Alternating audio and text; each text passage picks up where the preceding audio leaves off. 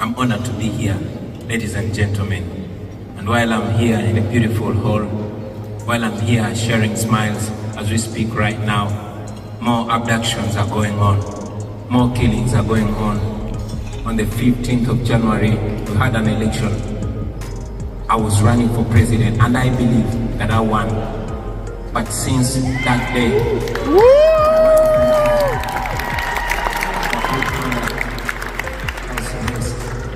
I managed to escape. But again, we celebrate. While I'm here, I'm representing the people of Uganda. I'm not here as an exilee, no. I'm here as a spokesperson for a country called Uganda. A country of people that refuse to give up, that dream against dreaming, that hope against hope. While I'm here, I know that we have people that are suffering, but most importantly, allow me to use this opportunity to speak about the women of Uganda.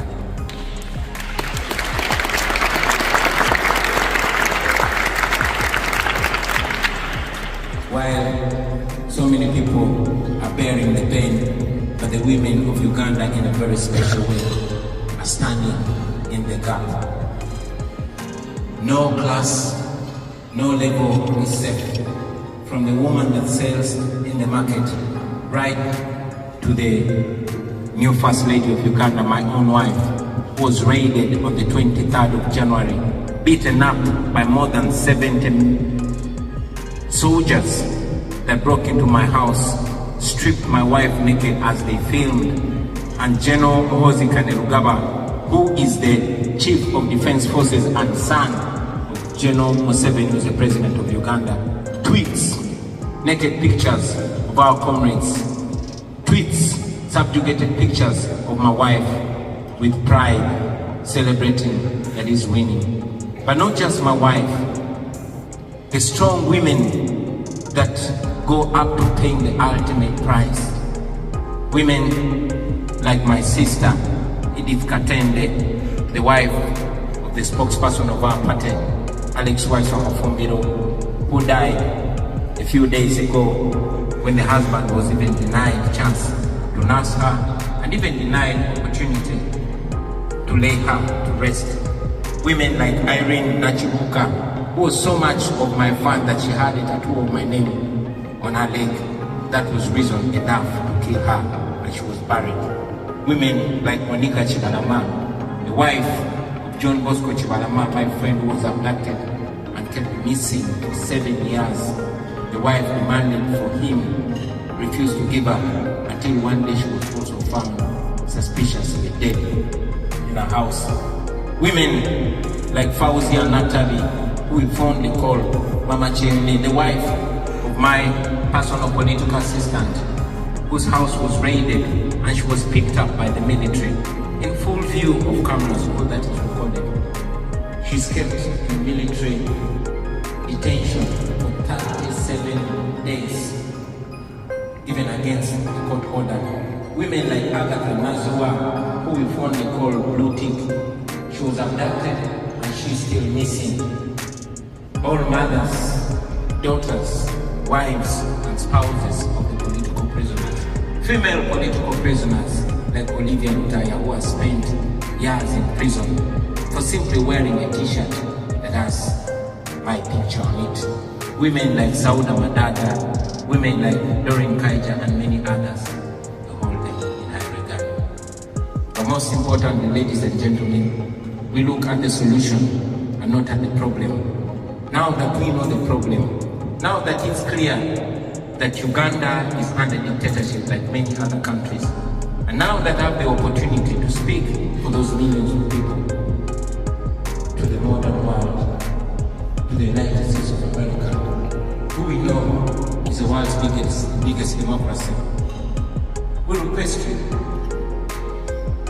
not to continue supporting dictators in Africa, not to continue choosing diplomacy over democracy, not to continue choosing business over human rights, because the dictators in Africa and particularly in Uganda rob our countries, plunder and come here and enjoy those monies.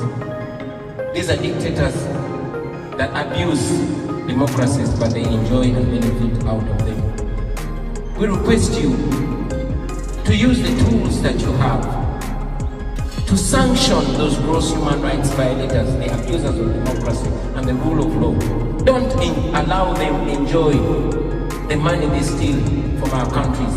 Our countries' hospitals are run down and the schools are run down, and they're comfortable about it because they seek medical, they seek treatment in the developed world. Their children are studying here. But if you slap sanctions on them, then they will think twice when they are carrying out mass killings. We ask you to evoke the Magnitsky laws that you have. Those are tools that are not only helpful to you, but they can be helpful to us. Finally, on behalf of the people in Uganda, I know that every time we come and make our case here in the Western world, particularly in America, they accuse us of being agents of the West, of being agents of neocolonialism. But I say to you that we are not asking you to come and help us. We're only asking you to stop sponsoring our oppression. I believe that's what Thank you very much.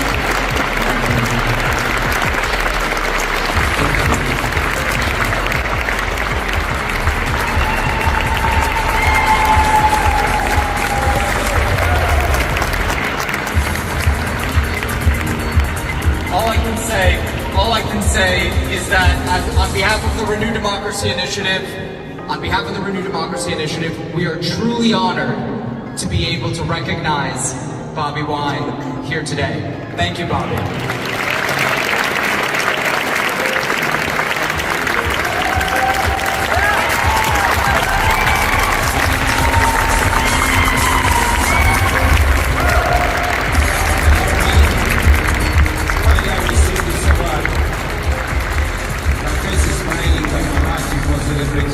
I want to dedicate it to all the political prisoners and prisoners of conscience.